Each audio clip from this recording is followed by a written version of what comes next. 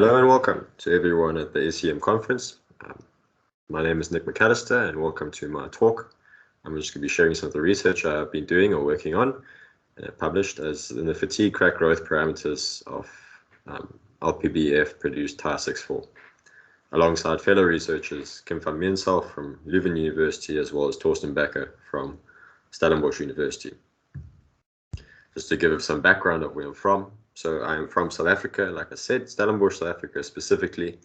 And for those that do not know what I'm talking about, when you think of South Africa, it's home to Table Mountain and Cape Town. It's generally the biggest thought that pops into people's minds when they think of South Africa or place, alongside potentially Nelson Mandela. But just to give you some context of where I'm from, so Stellenbosch is a small university town, potentially 40 kilometers inland from Cape Town, at the southern tip of South Africa. Do the actual work. So this presentation, I'm just going to be talking a bit about the background to the work, and we'll talk about the materials and methods we used, and then I'm going to go through the results and discussion of the work. Just in the background, so I'm sure everyone at the conference has some form of a grasp of additive manufacturing by now. So prevalent to this work specifically, what we're looking at. So within this printing technique or fabrication technique, it presents with these challenges or areas of interest for research, which control the material performance within. So what I mean is, if you look at the two micrographs on the left, so these are a couple of examples. We have these inherent defects which are produced in this process, which you can say gas porosity in the lower micrograph, as well as a microstructure of martensitic proportions on the top micrograph, as well as these historic beta grains. And what's not mentioned, as well as naturally the as fabricated surface roughness, which is also a big parameter. And for this particular work, what I'm interested in and what's important is the fatigue performance. And with the fatigue, it has these interesting relations with these beta grains, microstructure, and defects, which often are detrimental to the fatigue performance. And just looking at the SN curve, I just plotted some of the data that we have historically produced against the cast and wrought typical manufacturing paths. And what you find is, unless you do some form of post-treatment, you have this inferior fatigue behavior. And now what this means for application in industry eventually is we need to somehow certify this material per part to meet target requirements for the industry that it's going into, whether aerospace or biomedical. And the problem with that is now we have also within additive manufacturing, we have this machine-to-machine variability, as well as these, not random, but these distributions which aren't exactly the same for each part printed. And that disallows these certifications to be met without full-scale testing and printing of fatigue samples with each component built for industry, which is naturally very expensive and very time-consuming. So we want to move away from that. To this regard, the avenue of rather predictive indicators has become important. Excuse that. And particularly for this work, and what's important is the Nasgrove Equation, which is being quite commonly used in the top left, which is a simplified version we use in the work, which represents essentially the dA/dN curve versus delta K curve. Nice diagram seen on the right. And within this simplified Nasgrove equation, you'll recognize some of the terms, I think. So you have the Paris terms in the first part with the C1s to the M, and that represents the intercept value for the C1, as well as the M parameter representing the slope for the linear growth region or region 2. And then you have the second term in the Nasgrove equation, which represents the near threshold region and incorporates the crack closure effect, as well as the parameter P. And now I'll talk about the effective threshold later, but now what the effective means is it's accounting for the fact of crack closure, or the phenomena of crack closure, which just dictates that the crack isn't fully open for the entire loading cycle due to one of three mechanisms you see in the bottom left diagram, which with the plasticity-induced closure model commonly used alongside the Nasgrove equation, which is just in the form of a set of empirical equations formed to describe or include this behavior in the model. And that's what shifts the material to an effective threshold intensity range from the original, as per the U you see above. Specifically for this work, we tested CT specimens in 3 different orientations, as well as 3 different material states after various heat treatments. The top diagram just shows a schematic of this, and you see, and this was printed at CUT, or the Central University of Technology in South Africa. They were wire cut also locally in South Africa and heat treated locally, but then were tested at Leuven, materials department in Leuven. And then below that, you can see the 2 different material heat treatments we went through, which was just a standard stress relief, as well as a duplex anneal with temperatures and times we found, or in a prior research, we found to improve quasi-static material properties and alleviate some of the issues in ductility therein. Okay, and then what we did with that, so if you see that in diagram A, we have just all the data at different loading ratios, and with the threshold value selected at 10 to the negative, I think it was 10 to the negative 10 or 11 for the threshold at each loading ratio.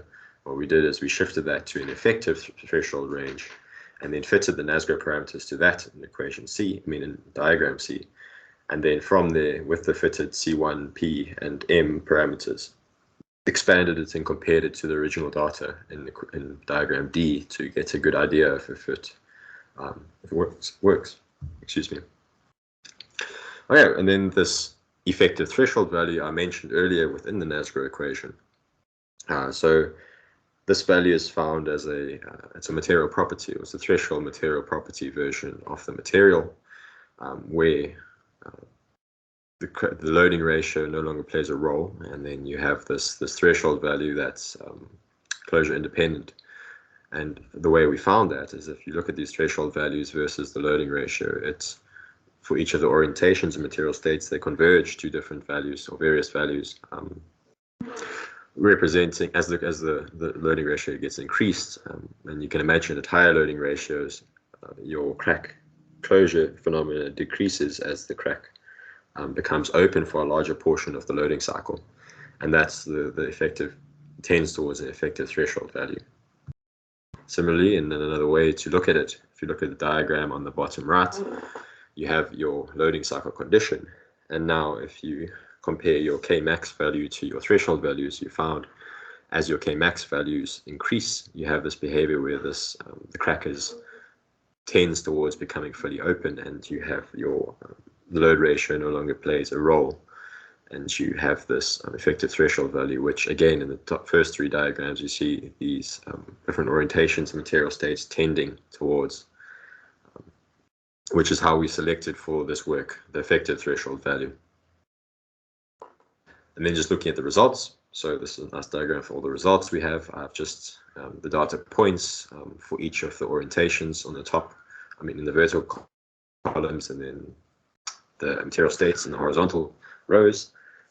We have smoothed, I just smoothed the data, the original data for representation purposes, and then the color bands represent the Nasgrove fits from the parameters we selected at the effective values for each of the material states and boulder orientations. And from this, you can see it shows the intercept value C1, and that is a very microstructurally sensitive. So for the as fabricated and stress relieved, it can be selected equally, but then for the DA, it is slightly different, just as it is a microstructurally sensitive parameter. Okay, and then on to the meat of the work and the discussion, and what I want to talk about really in this presentation is within the crack closure model used, the empirical crack closure model used, the description. We have this fitted parameter, or we have this parameter material constraint alpha, as you can see in the diagram on the top left, which is important. And that just falls into these empirical formulation for this plasticity-induced crack closure, and it describes the 3D stress state of the material, and essentially that from literature, that's what it describes.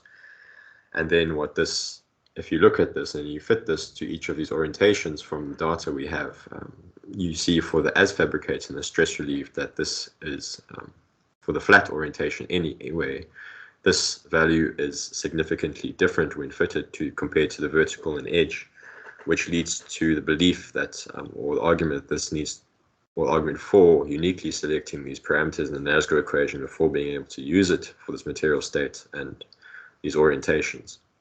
And then looking at the two diagrams at the bottom, for the as fabricated and stress relieved, and looking at the K opening of Kmax. This behavior is again exemplified by the fact that your opening stress intensity over your Kmax becomes larger for the flat orientation in these two material states, meaning that the crack remains closed for a longer period of time, all of the loading cycle, and therefore it's a more tortuous path that this crack has to go through. And what we argue for this thing is because the microstructure itself is fairly similar for especially even as fabricated, we then have this mesostructural effect with these prior beta grains being different amongst the edge vertical and flat, with the flat seeing a larger prior beta grain in front as the crack propagates. Or you can imagine, if you look at the macros on top, the crack's propagating from the top down. So for the flat orientation, at the prior beta grain structures boundary, you have this mismatch of dominant alpha laths where the crack propagates along. And at the boundary, it's either deflected or it has to go along this prior beta grain structure boundary. And that leads to a more tortuous path and therefore a slightly different material constraint value to be used for the Nasgrove equation. And then looking at the duplex anneal state, rather, if you look at the diagram on the top left again, this constraint value becomes more uniform. And what that signifies is that this behavior, this mesostructural behavior, has changed. I'm just looking at the micrographs in your top right. It's just the transformation of the material from martensitic material to the secondary alpha and equiax primary after the heat treatment for the duplex anneal, and also notably the elimination of these prior beta grain structures. And then looking at the similar diagram as the previous slide on the bottom left, this creates this opening, K opening over Kmax to becoming more uniform as your R ratio increases, and the crack path growth is not significantly impacted enough to result in a completely deviating constraint value from the other two. And then just looking at the micrographs on the bottom, firstly we argue that that's because the elimination of this prior beta grain structure disallows this or makes the path uniform between each of the build orientations for this duplex anneal, allowing their material parameter to be selected the same. And then the micrographs at the bottom just show the crack propagation through the microstructure, and it shows that there's no reason to believe that the microstructure has too much of an effect, as both of them, as fabricated on the left and the duplex anneal on the right, both grow transgranulally through the material, therefore lending to the argument for the prior beta grain structure being the cause of this behavior. Okay, so in conclusion, in this work, what we did is we established these Nasgrove parameters for each of the material states at different build orientations. We looked in depth into this crack opening phenomena in the near threshold region, concluding the importance of uniquely considering this when selecting these parameters for laser powder bed fusion produced titanium aluminium, and then a heat treatment such as a duplex anneal, which eliminates mesostructural prior beta grain structures, allows these parameters to more uniformly be selected in application. And then just quickly my acknowledgements. So I'll just acknowledge my funders, the CPAM project in South Africa, which is the additive manufacturing initiative to promote additive manufacturing in South Africa, as well as the CSIR and the DSI, also South African based. And thank you for your time. I look forward to the discussions.